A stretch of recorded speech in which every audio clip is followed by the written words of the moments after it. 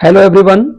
देखो अपन सुबह जो स्टार्ट किया था अपन ने एवरेज एटॉमिक मास और परसेंट कंपोजिशन, उसी को हम अपन टॉपिक को आगे बढ़ाते हैं क्योंकि अपन ने उसमें क्या है क्वेश्चन प्रैक्टिस कम की है। तो अपन के जो भी पीवाईक्यू सीरीज में आए हैं क्वेश्चन तो आए हुए हैं उससे, तो उन क्वेश्चनों को अपन डिस्कस कर लेते हैं एक बार।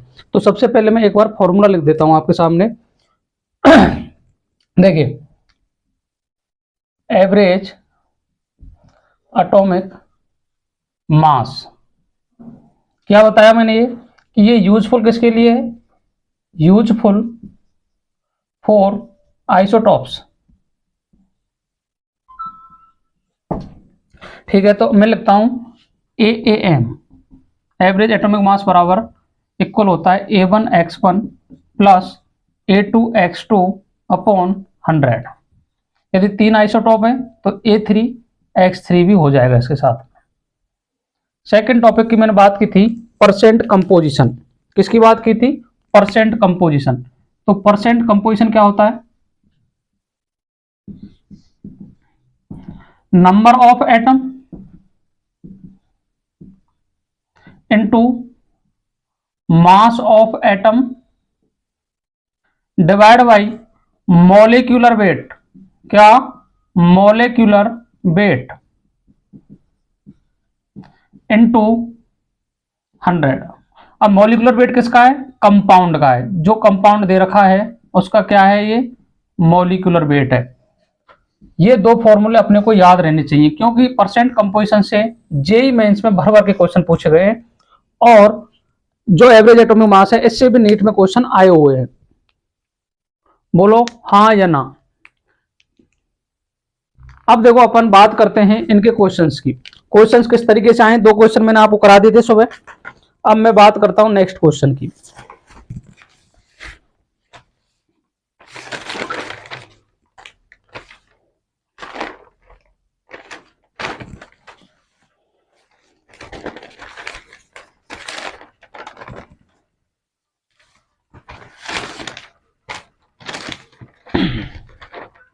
एक मिनट में क्वेश्चन देख लेता हूं।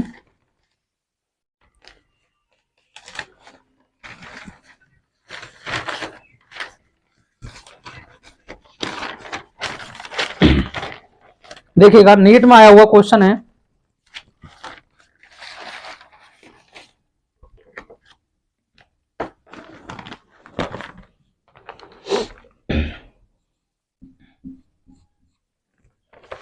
an element X has three isotopes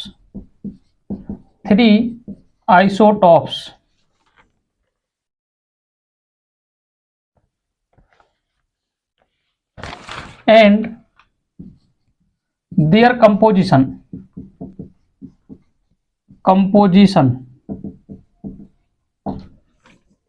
देखो, एक दे रखा X 200 मॉलिक्यूलर वेट है इसका और इसकी जो अबंडेंस है वो है 90%। कितना है? 90%। एक है X 199, इसकी अबंडेंस है 8%। थर्ड है 202 और इसकी जो अबंडेंस है वो है 2.0%। तो अपन को फाइंड करना है, फाइंड एवरेज एटॉमिक मास। ये नीट में आया हुआ क्वेश्चन है तो इसका ऑप्शन भी लिख लेंगे अपन। ए ऑप्शन है 201 AMU। AMU का मतलब होता है एटॉमिक मास यूनिट। बी है 202 AMU और सी है 200 AMU और डी ऑप्शन है अपना वो है 199 AMU। देखो, इस क्वेश्चन में क्या दिया है अपने को? परसेंट अबंडेंस दे रखी है और उसका एटॉमिक वेट दे रखा है। क्या दे रखा है? एटॉमिक वेट दे रखा है। तो एटॉमिक वेट का फॉर्मूला क्या होता है एवरेज एटॉमिक मास का? A1 into X1 plus A2 into X2 plus A3 into X3 divide by 100। तो देखिएगा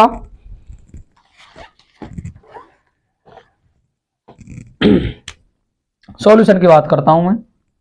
सॉल्यूशन एएम क्या होगा बोलो, a1 x1 plus a2 x2 plus a3 x3 divide by 100।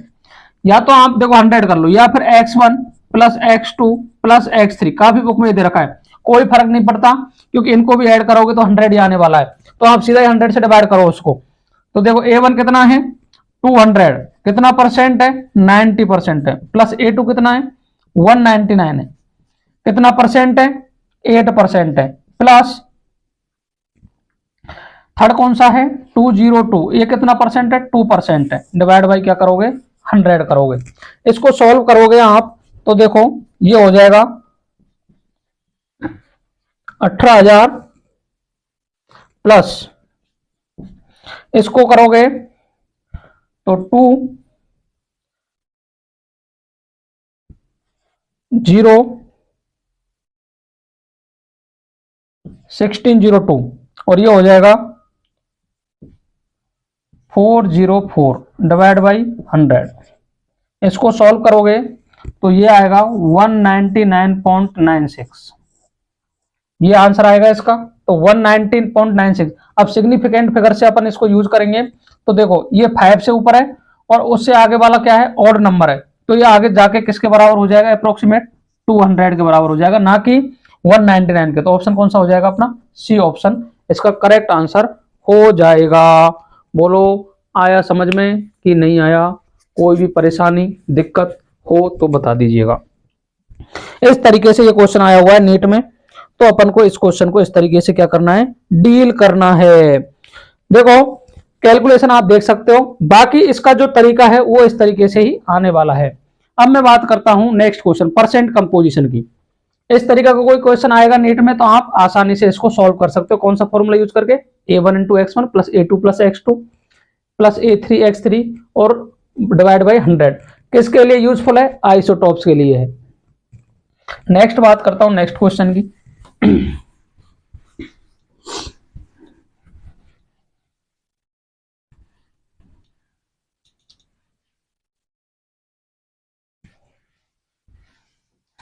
Next question देखो,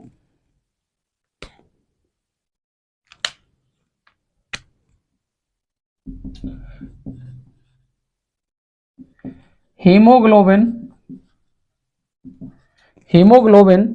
contains 0.34% of iron by weight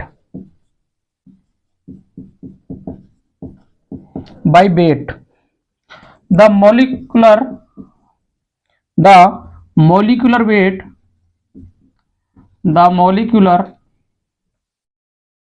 weight of hemoglobin, इसको HB से denote करते हैं, hemoglobin is approximately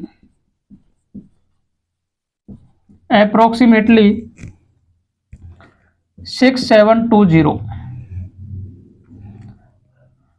The number of iron atoms present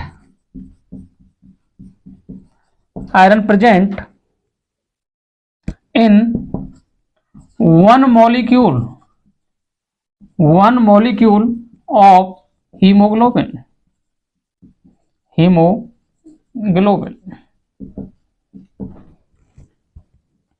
option है ए 4, B option है 3, C option है 10, D option है 5। देखिएगा इस क्वेश्चन को कि आपको हीमोग्लोबिन की परसेंट कंपोजिशन दे रखी है। कितनी दे रखी है percent composition?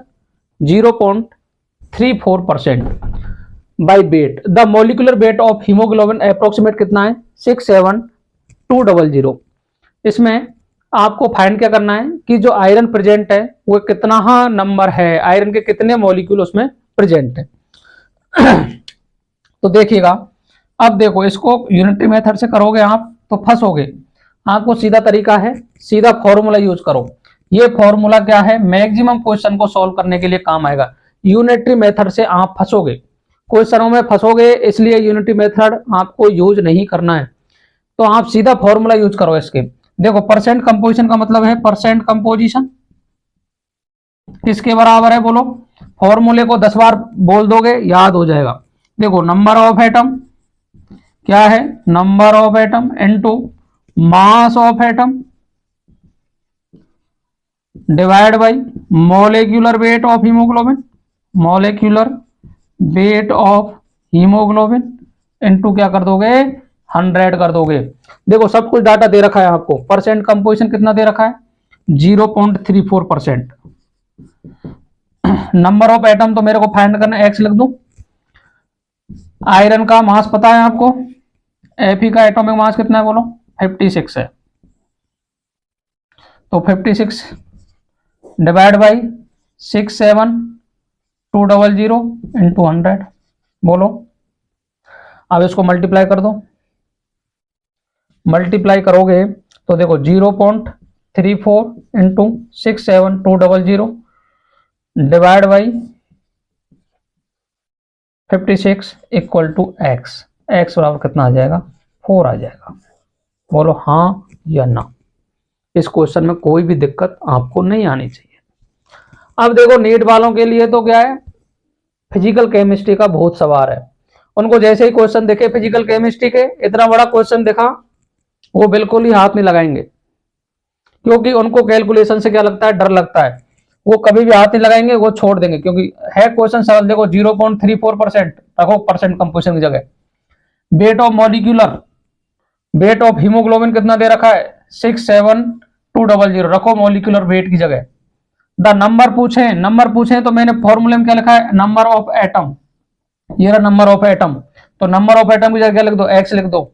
Mass of atom, अब पूछा किसका है, आयरन का पूछा है ना, तो आयरन का पूछा है तो आयरन का कितना होता है 56 होता है, रखिएगा और नंबर ऑफ एटम आपको मिल जाएगा। ये नीट में आया हुआ है, 2004 के करीब आया हुआ है, दोबारा भी आ सकता है, कोई मना नहीं है इसकी आने की। नेक्स्ट क्वेश्चन बात करता हूं मैं, देखिएगा एक बार लिख लीजिएगा इसको। नेक्स्ट क्वेश्चन,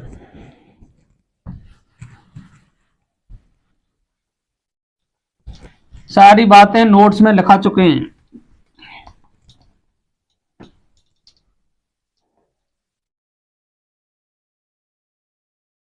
ठीक है, नेक्स्ट क्वेश्चन की बात करते हैं। नेक्स्ट क्वेश्चन कैसा आ सकता है, देखिएगा क्वेश्चन है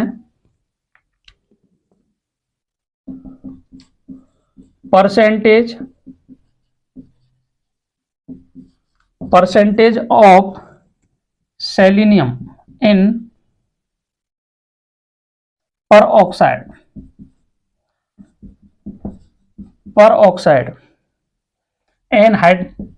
anhydrous peroxide anhydrous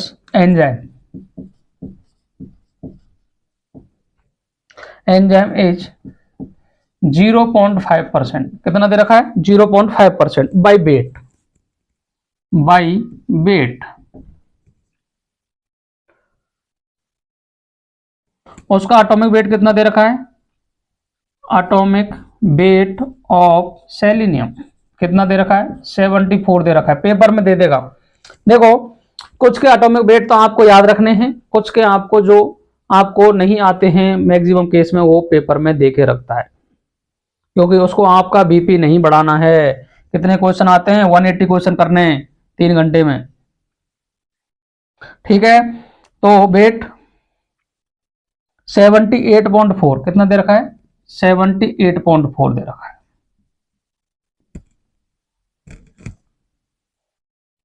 then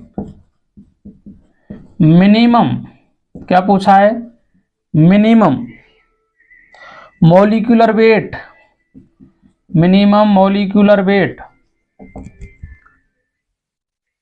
of पर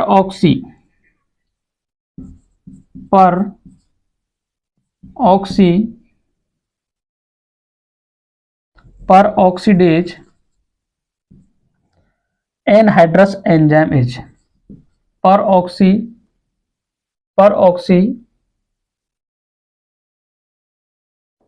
डेज सेम ही रहेगा, पेरोक्सीडेज एनहाइड्रस एंजाइम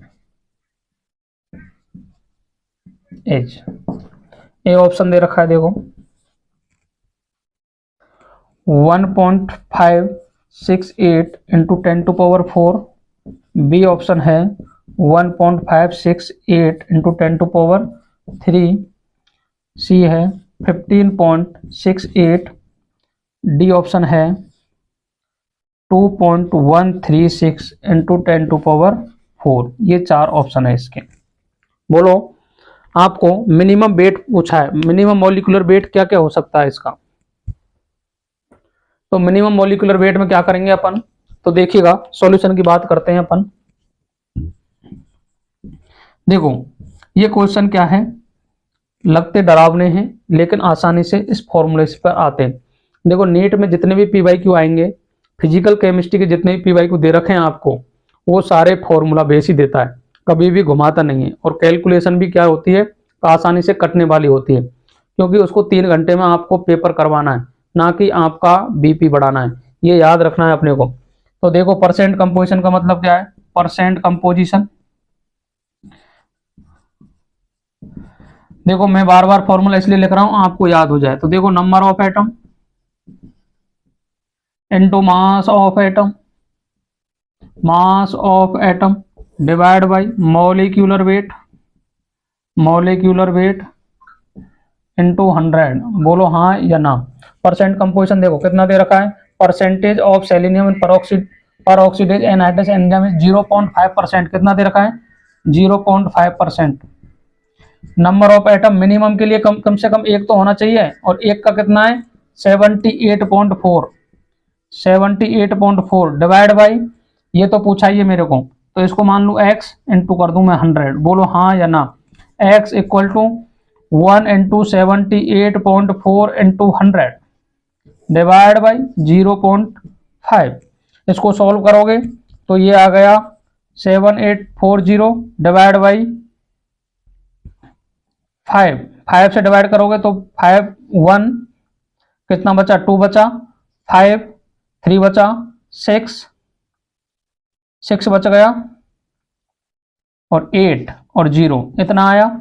अब देखो इसको मैं और क्या लिख सकता हूं, इसको लिख सकता हूं मैं अपन लिख सकते हैं इसको, अगर साइंटिफिक नोटेशन में लिखें तो 1.568 इंटू 10⁴ ऐसा ऑप्शन देख लीजिएगा।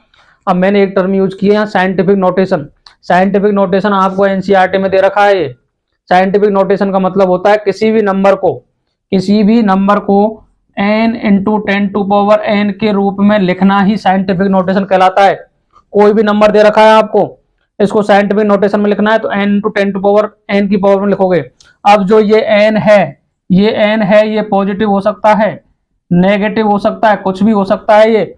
जबकि ये जो n है ना, कैपिटल N, इसके लिए अपन को लेफ्ट हैंड साइड में ओनली ऑन 1 नंबर ही रखना पड़ेगा।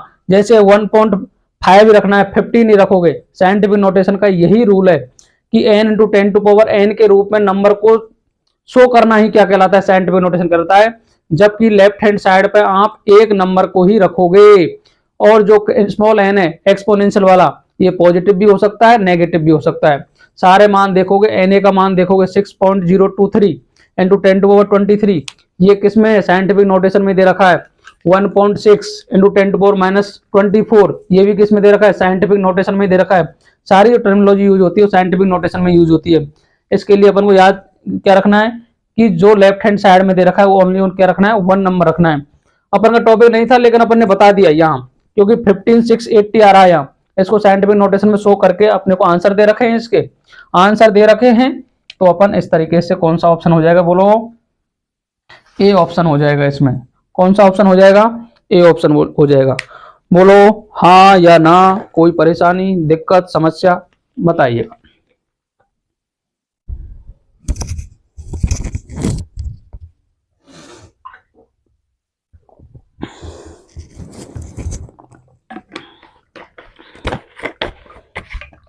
बोलिएगा, कोई भी परेशानी समस्या हो तो बताइएगा। अपन ने कितने क्वेश्चन कर लिए, 3 क्वेश्चन कर लिए। लेकिन अब इन क्वेश्चन से बाहर कोई भी क्वेश्चन आने वाला नहीं है। इस तरीके के क्वेश्चन ही अपनी जेई की, नीट की पीवाईक्यू सीरीज में दे रखे हैं, आप उनको सॉल्व कीजिएगा।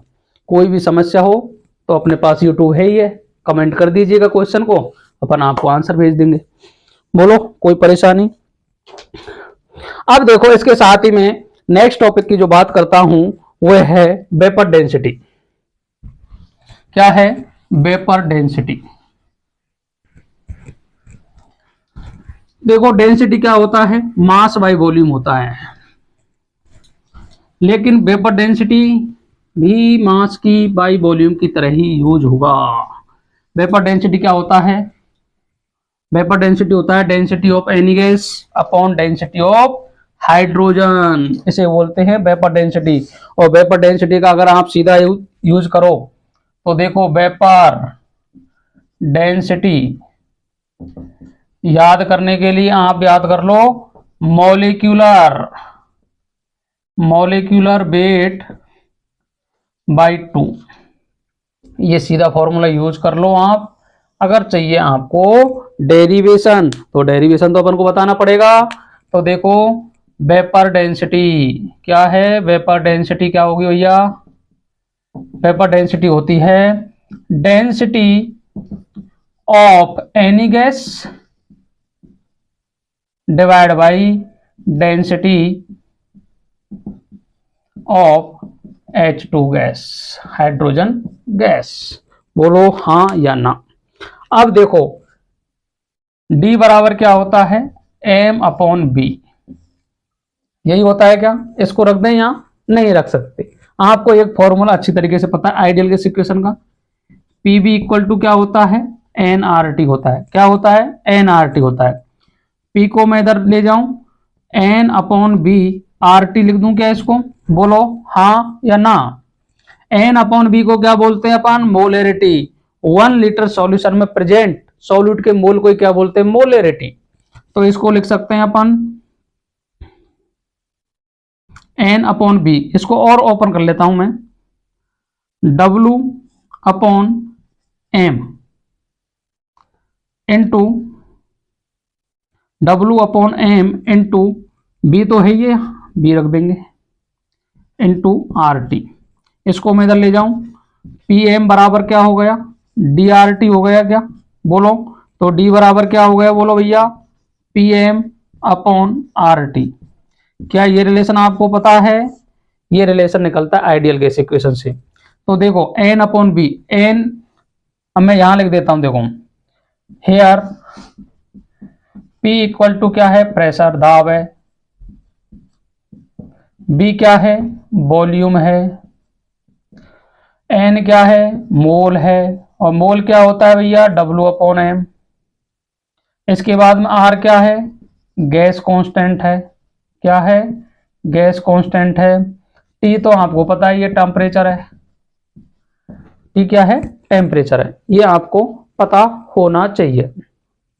इसके बाद में बात करता हूं, अब D बराबर क्या आ गया? PMRT रख दीजिएगा। वेपर डेंसिटी इक्वल टू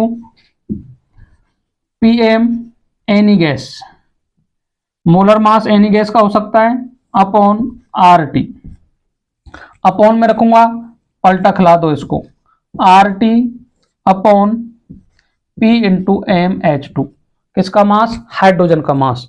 तो अब क्या करेंगे, P से P कटा, R से R कटा, T से T कटा, तो BP बराबर क्या आ गया? बोलो भैया M एनी गैस जो पूछेगा आपको, डिवाइड बाई H2, MH2। इतना मेरे को पता है कि MH2 कितना होता है? 2। तो मोलिक्यूलर वेट बाई क्या हो गया? Molecular weight divide by 2। तो वेपर डेंसिटी का फॉर्मूला क्या हो गया? Molecular weight divide by 2। बोलो यहां तक कोई किसी को परेशानी है क्या? नहीं होनी चाहिए। वेपर डेंसिटी से भी अपने क्वेश्चन पूछे गए हैं, वेपर डेंसिटी से क्वेश्चन पूछे गए हैं, तो अब अपन को क्वेश्चन भी आना चाहिए। तो अपन देखो एक बार क्वेश्चन, आप इसको लिखिएगा, अपन जब तक क्वेश्चन देख लेते हैं एक बार क्वेश्चन किस तरीके से आए हुए हैं।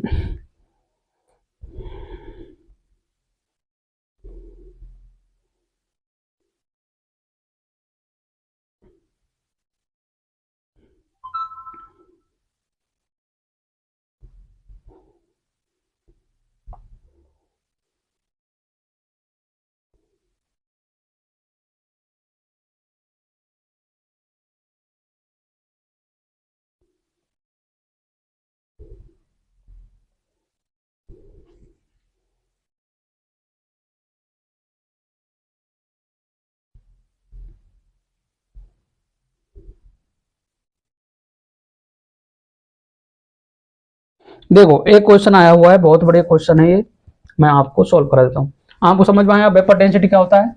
Molecular weight divide by 2। अब मॉलिक्यूलर वेट किसका है? कोई भी गैस दे रखी है उसका मॉलिक्यूलर वेट है ये, आपको ये तो बात पता ही होगी। और ये होना चाहिए सेम टेम्परेचर एंड प्रेशर। तो देखो एक क्वेश्चन लिखते हैं, द हाइपोथेटिकल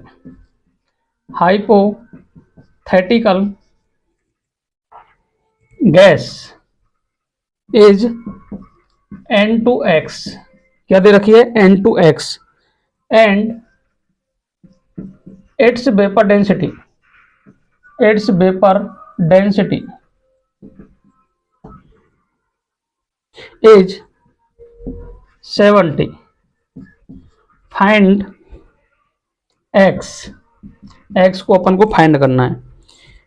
इसका ए ऑप्शन दे रखा है 10, बी ऑप्शन दे रखा है 5, सी ऑप्शन दे रखा है अपना 8 और डी ऑप्शन दे रखा है अपना 9। कुछ भी लिख दीजिएगा क्योंकि आंसर तो अपन ने पहले ही इसमें लिख दिया है। बोलो कोई परेशानी?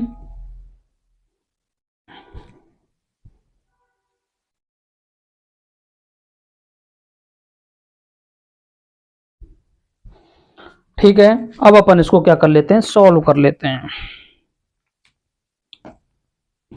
देखो सॉल्यूशन की बात करता हूं। फॉर्मूला ऑफ गैस क्या होगा? N2X, यही है। बोलो किसी को कोई परेशानी? इसके बाद में मॉलिक्यूलर वेट ऑफ गैस, तो नाइट्रोजन का तो आपको पता है मॉलिक्यूलर वेट कितना होता है, 14 होता है। लेकिन बात है N2 की, तो कितना हो गया? 28 हो गया। बोलो तो कितना हो गया? 28x हो गया। क्या ये मल्टीप्लाई होते हैं हमेशा? जैसे आपको दे रखा है Al2SO4 का होल थ्राइज, तो 3 इससे मल्टीप्लाई हो गया, क्योंकि 4 इंटू 3 करोगे जब 12 ऑक्सीजन है इसमें। इस तरीके से ये मल्टीप्लाई है। 40 इंटू 2 इंटू एक्स, 28x आ गया इसका। ठीक है, मॉलिक्यूलर वेट दे रखा है। अब आपको पता ही है वेपर डेंसिटी क्या होती है भैया? Vapour density M gas molecular weight of gas divide by 2। Molecular weight कितना, वेपर डेंसिटी कितनी दे रखी है? 70 दे रखी है। एम गैस तो मेरे को फाइंड करना है, 28 इंटू एक्स है डिवाइड बाई 2। इसको मल्टीप्लाई करो, 140 इक्वल टू 28x। अब मेरे को फाइंड करना है x, तो x बराबर कितना हो गया? 140 डिवाइड बाई 28। तो अप्रोक्सीमेट किसके बराबर आ गया? 14 से काट दो इसको, 10 आ गया। 2 से काट दो, 5 आ गया। तो x बराबर कितना आ गया? 5 आ गया। x बराबर 5 किसमें है? B option. बोलो वेपर डेंसिटी पर कोई परेशानी आपको? वेपर डेंसिटी वाला कॉन्सेप्ट पे इस तरीके के क्वेश्चन वेपर डेंसिटी से पूछे जाते हैं। तो देखो अपन ने आज एवरेज एटॉमिक मास की बात कर ली, परसेंट कंपोजिशन की बात कर ली, और वेपर डेंसिटी के भी क्वेश्चन कर लिए। इस तरीके से क्वेश्चन आते हैं, आपको सीधा सीधा मॉलिक्यूलर वेट देगा किसी गैस का और वेपर डेंसिटी पूछ लेगा। नीट में यही लेवल है इसका, इससे ज़्यादा ऊपर नहीं जाता है। इसके बाद अपन जो नेक्स्ट टॉपिक बात करेंगे वो करेंगे एम्पेरिकल फॉर्मूला। एम्पेरिकल फॉर्मूला करने के बाद में अपन चलेंगे मोल पर। नंबर ऑफ एटम फाइंड करना, number of molecule, number of electron, number of proton, सारे अपन फाइंड कर लेंगे। इससे क्वेश्चन आता है मैक्सिमम नंबर ऑफ एटम किस में प्रेजेंट है। इस तरीके के क्वेश्चन देखने को आए हैं नीट में 2-4 बार। तो आज के लिए रखते हैं हम यहीं तक। Thank you very much, goodbye. बढ़ते रहिए, पढ़ते रहिए।